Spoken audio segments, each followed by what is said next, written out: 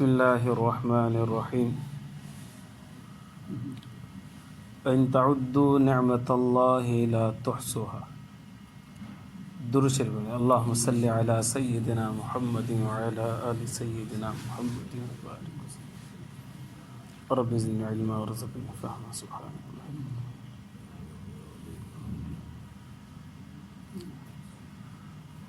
وَإِن تَعُدُّوا نِعْمَةَ اللَّهِ لَا تُحْصُوهَا اگر اللہ تبارک و تعالی کی نعمتوں کو شمار کرنا شروع کرو گے تو ان کو آپ شمار نہیں کر سکتے۔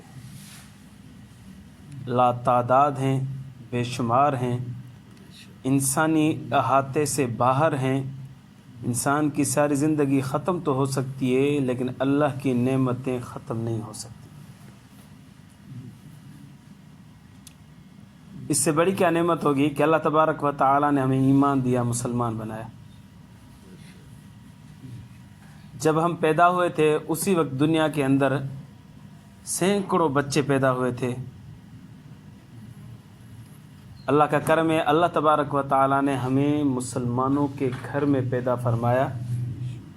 سینکڑوں بچے ہندوؤں کے گھر میں پیدا ہوئے، عیسائیوں کے گھروں میں پیدا ہوئے، یہودیوں کے گھروں میں پیدا ہوئے۔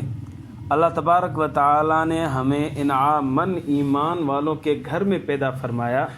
اس سے بڑی نعمت کیا ہو سکتی ہے؟ ماں کی گود میں تھے تو ماں نے کلمہ بتایا، لا الہ الا اللہ محمد رسول اللہ۔ تھوڑا چلنے پھرنے جیسے ہوئے تو والد صاحب ہاتھ سے پکڑ کر مسجد لے کے جایا کرتے تھے۔ اس سے بڑی نعمت اور کیا ہو سکتی ہے؟ فَإِن تَعُدُّوا نِعْمَةَ اللَّهِ لَا تُحْصُوهَا اگر اللہ کی نعمتوں کو شمار کرنا شروع کرو تو نہیں شمار کر سکتے آپ۔ اچھا، جب ہم پیدا ہوئے تو لاکھوں جانوروں کو بھی بچے پیدا ہوئے۔ انسانوں میں ہم پیدا ہوئے، کہیں گدھے کے ہاں بچے پیدا ہوئے، کتیا کے ہاں بچے پیدا ہوئے، اونٹنی کے ہاں بھی بچے پیدا ہوئے، پوری دنیا کے اندر۔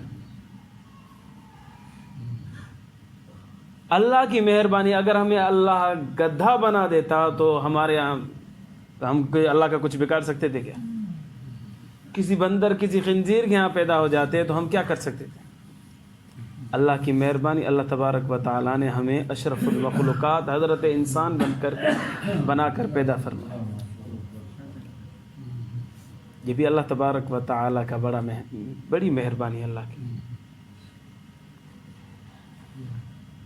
اللہ نے ایمان دیا، انسان بنایا اور پھر محمد عربی صلی اللہ علیہ وسلم کا امتی بنایا، جس کی تمنا اکثر پیغمبروں نے کی کہ اللہ یا تو یہ امت دے دے یا اس امت میں سے بنا دے، اللہ یا یہ امت ہمیں دے دے یا اس امت میں سے بنا دے۔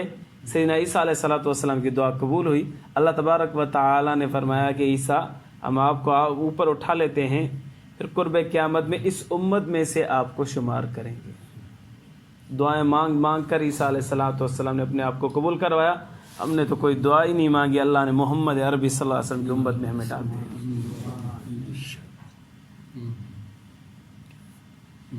تو یہ اللہ کی نعمتیں ہیں۔ ہم دنیا کے اندر جتنے درخت ہیں، اس کے اوپر جتنے پتے ہیں، ان پتوں کو تو شمار کر سکتے ہیں۔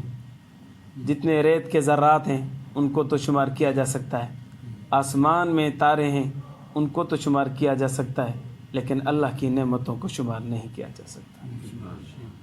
اللہ نے خود فرما دیا، فَإِن تَعُدُّوا نِعْمَةَ اللَّهِ لَا تُحْصُوهَا اگر میری نعمتوں کو گننا شروع کرو گے تو تم ان کو گن نہیں سکو گے۔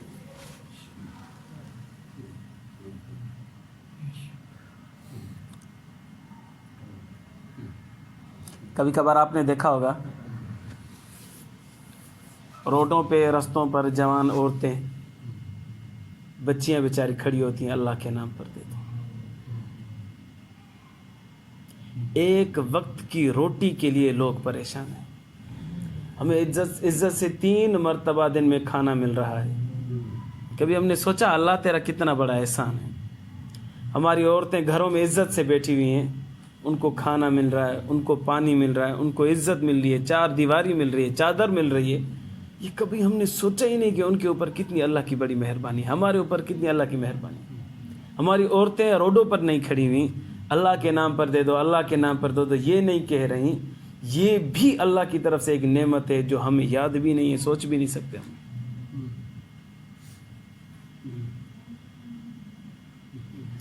بس کوشش کریں کہ اللہ تو نے جو ہمیں ساری نعمتیں دی ہیں ہم اس پر کہتے ہیں الحمدللہ.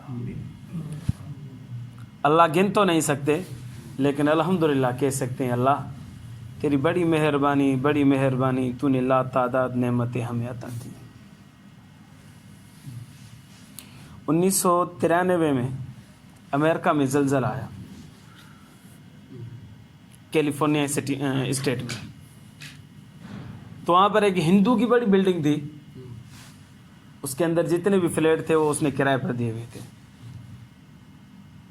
ایک کتاب میں نے پڑھا. تو جب زلزلہ آیا تو اس کی ساری بلڈنگ زمین بوس ہو گئے، اندر چلی گئی زمین، لوگ دب کر مر گئے.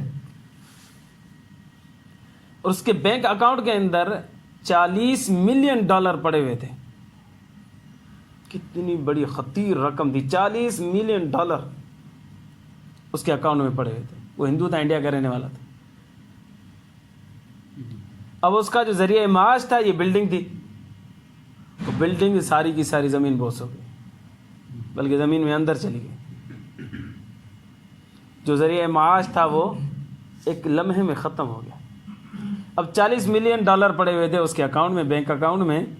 تو جن کے گھر تھے یہاں پر کرائے پر رہتے تھے اس کی بلڈنگ کے اندر، انہوں نے اس کے خلاف کیس کر دیا کہ بھائی اس نے ناقص مٹیریل استعمال کیا تھا بلڈنگ بناتے ہوئے، لہٰذا زلزلہ آیا تو زلزلے میں ساری کی ساری بلڈنگ ہی زمین میں اندر چلی گئی، لہٰذا ہمیں معاوضہ دیا جائے.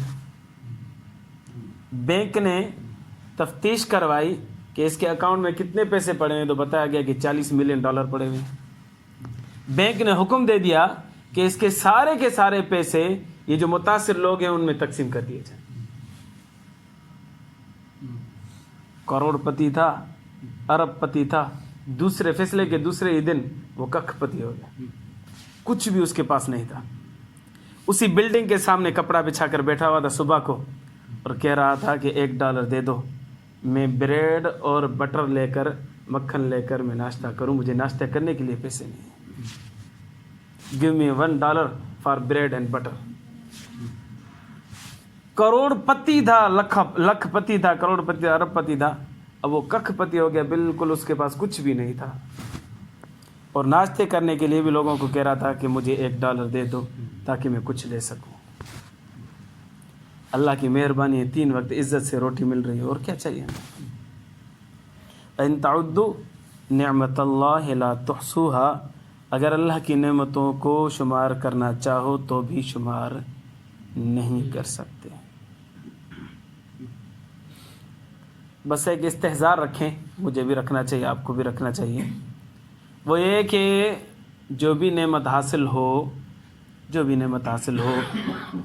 اس پر زبان سے یہ الفاظ نکلیں کہ الحمدللہ. اگر کوئی نعمت چلی جائے ہاتھ سے تب بھی الحمدللہ کہنا چاہیے. اللہ میں اس لائق نہیں تھا اس لیے تو نے مجھے نہیں دیا، چلو ٹھیک ہے، اس پر بھی اللہ تیرا کرم ہے. اس سے یہ فائدہ ہوگا کہ اللہ تبارک و تعالیٰ نے فرمایا لئن شکرتم لأزیدنکم، شکر کرو گے میں بڑھا کے دوں گا. چلو نعمت چلی گئی نا، اللہ الحمدللہ، اللہ میں اس قابل نہیں تھا، چلو الحمدللہ تیری مہربانی.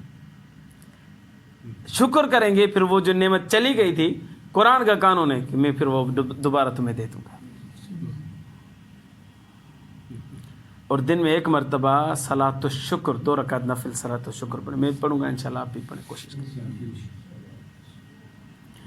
اللہ کی اتنی بڑی مہربانیاں ہیں تو ہمیں اور آپ کو چاہیے کہ ہم سچے مسلمان بن جائیں، فرما بردار بن جائیں. ایک حدیث مبارکہ میں اندر آتا ہے کہ 4 علامتیں ایسی ہیں جو منافق کے اندر ہوتی ہیں، مسلمان کو اس سے بچنا چاہیے. قال رسول اللہ صلی اللہ علیہ وسلم اربع من کن فیہ کان منافقا خالصا. نبی صلی اللہ علیہ وسلم نے ارشاد فرمایا کہ 4 صفات ایسی ہیں اگر کسی کے اندر بھی ہوں گی تو وہ پکا منافق ہے، پکا منافق ہے.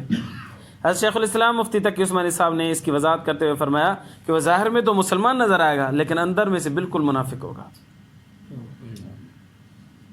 4 علامتیں. آگے نبی صلی اللہ علیہ وسلم نے فرمایا ومن کانت فیہ خصلۃ منہن، چلو 4 نہیں ہے، کوئی ایک ہے. کانت فیہ خصلۃ من النفاق، تو منافقت کی ایک خصلت اس کے اندر تو ضرور پائی گئی. سارا منافق نہیں ہے، کم از کم منافق کی ایک نشانی، ایک علامت، ایک خصلت اس کے اندر ضرور ہے. نبی صلی اللہ علیہ وسلم نے فرمایا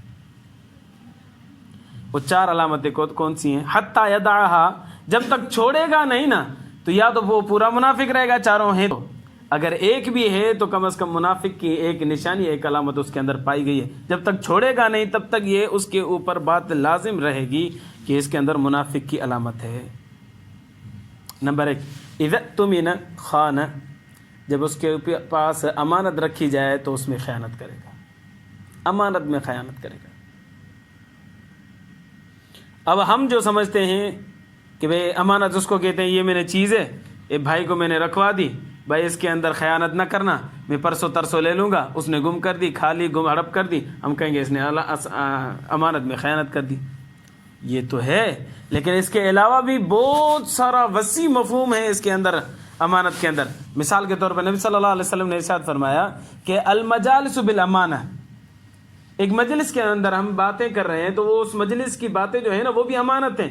کسی کو ایسے بتانے، خیر کی باتیں تو آدمی بتاتا جائے، لیکن ایسی بات ہو کہ دوسرے کے لیے گراں محسوس ہو رہی ہے، دوسرے کے لیے نقصان دہ ہو رہی ہے، تو سوائے شرعی عذر کے، یعنی کہیں گواہی دینے پڑ جائے تو گواہی دے سکتا ہے، باقی اس کے علاوہ کسی کی بات بھی باہر نہیں کرنی چاہیے. یہ بھی امانت میں خیانت شمار ہوگا.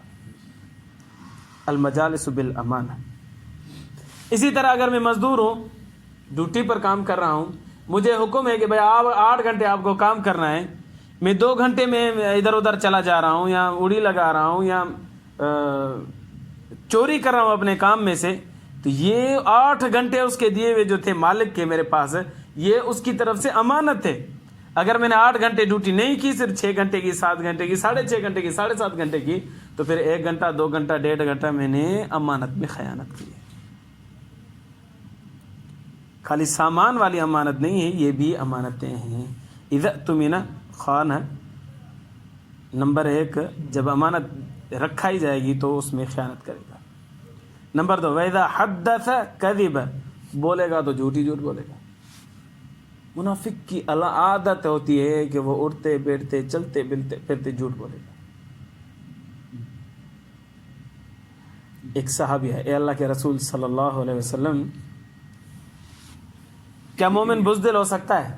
موطا امام مالک، مومن بزدل ہو سکتا ہے؟ اللہ کے رسول صلی اللہ علیہ وسلم نے فرمایا ہاں ہو سکتا ہے. اے اللہ کے رسول صلی اللہ علیہ وسلم، مومن بخیل ہو سکتا ہے؟ اللہ کے رسول صلی اللہ علیہ وسلم نے فرمایا ہاں بخیل بھی ہو سکتا ہے. تیسرا سوال، اے اللہ کے رسول صلی اللہ علیہ وسلم، کیا مومن جھوٹ بول سکتا ہے؟ نبی صلی اللہ علیہ وسلم نے فرمایا نہیں، مومن جھوٹ نہیں بول سکتا. اگر بولے گا، یہ تو حدیث میں تو نہیں لفظ ہے لیکن میں بتا رہا ہوں وضاحت کرتے ہوئے، اگر بولے گا تو یہ منافق ہی بولے گا، ایمان والا جھوٹ نہیں بولے گا. اذا حدث کذب، ہم تھوڑی تھوڑی بات جھوٹ بول دیتے ہیں. گھر کیوں دیر سے آئے، وہ موٹر سائیکل پنچر ہو گئی، اب وہ کھڑا تھا کسی دوست کے پاس، یہ چلا گیا اپنے کام کے کسی کام میں مصروف ہے. اب وہ ایسا عذر بتائے گا تاکہ اگلا کوئی مجھے ڈانٹے نہ. زیادہ سے زیادہ وہ ڈانٹے گا، قتل تھوڑی کرے گا. لیکن ہم ڈرتے اتنا ہیں اپنے والدین سے، جھوٹ بول دیتے ہیں، اللہ سے نہیں ڈرتے کہ اللہ تبارک و تعالیٰ اس جھوٹ پر مجھے کیا نقصان دے سکتے ہیں یا مجھے کیا گناہ دے سکتے ہیں. وہ ہم نہیں سوچتے بس والدین ناراض نہ ہوں، میں سچی سیدھی بات نہیں بتا سکتا، وہ جھوٹ بول دے گا. سچی بات بتاؤ، سچ میں اللہ نے کامیابی رکھی ہے. ڈرو نہیں، سیٹ صاحب ہو، والدین ہو، استاد ہو، کوئی بھی ہو، سیدھی بات رکھو، سچی بات رکھو، انشاءاللہ اللہ آپ کو کامیابی دے گا. اور جھوٹ بولیں گے کل بات کھل جائے گی. اور جھوٹے پر نبی صلی اللہ علیہ وسلم قرآن میں ہے کہ جھوٹے پر اللہ کی لعنت ہے، لعنت اللہ علی الکاذبین. جو جھوٹ بولے گا اس پر تکوینی اعتبار سے اللہ کی طرف سے لعنت برسے گی، دنیاوی اعتبار سے اس کو ذلت کا سامنا ضرور کرنا پڑے گا، اس لیے بچنا چاہیے۔ وَإِذَا حَدَّثَ كَذِبَ، اللہ مجھے بھی اور آپ کو جھوٹ سے محفوظ فرمائے۔ تیسری صفت وَإِذَا عَاهَدَ غَدَرَ، جب معاہدہ کرے گا تو اس میں دھوکہ کرے گا، منافق کی علامت ہے۔ جو بات کی ہے اس پر آدمی اڑا رہے، ڈٹا رہے، پیچھے نہ ہٹے، دھوکہ نہ کرے، بس اس کو پورا کرے۔ یہ معاہدہ پورا کرنا مومن کی علامت ہے، معاہدے میں دھوکہ کرنا منافق کی علامت ہے۔ چوتھی علامت وَإِذَا خَاصَمَ فَجَرَ، جب منافق لڑے گا تو پھر گالم گلوچ پر اتر آئے گا۔ گالی دینا بھی منافق کی علامت ہے، مومن جو ہے وہ گالی نہیں دے گا۔ یہ 4 صفتیں ہیں۔ اچھا، مومن کی نشانی ہے کہ جب وہ جھگڑا کرے گا تو گالی دے گا، جو عام حالت میں گالی دے گا وہ مومن کی نہیں، منافق ہے۔ منافق کی علامت ہے کہ وہ جھگڑا کرے گا تو گالی دے گا۔ ہمارے دوست یار تو عام حالت میں بھی گالیاں دیتے ہیں، مجھے بتاؤ یہ منافق سے بڑے ہو گئے یا کم ہو گئے؟ اللہ مجھے اور آپ کو گالیوں سے محفوظ فرمائے۔ اللہ کی بڑی نعمتیں ہمارے اوپر، بڑی نعمتیں ہیں ہمارے اوپر، بڑی نعمتیں ہیں ہمارے اوپر۔ ہمیں بھی چاہیے کہ ہم اللہ کے فرما بردار بندے بن جائیں، کم از کم ان 4 چیزوں سے تو محفوظ رہیں۔ انشاءاللہ معاشرہ ہمارا سدھر جائے گا انشاءاللہ۔ جھوٹ نہ بولیں، دھوکہ نہ دیں، امانت میں خیانت نہ کریں، گالم گلوچ نہ کریں۔ اللہ سے دعا ہے اللہ ایمان کی زندگی، ایمان پر موت نصیب فرمائے۔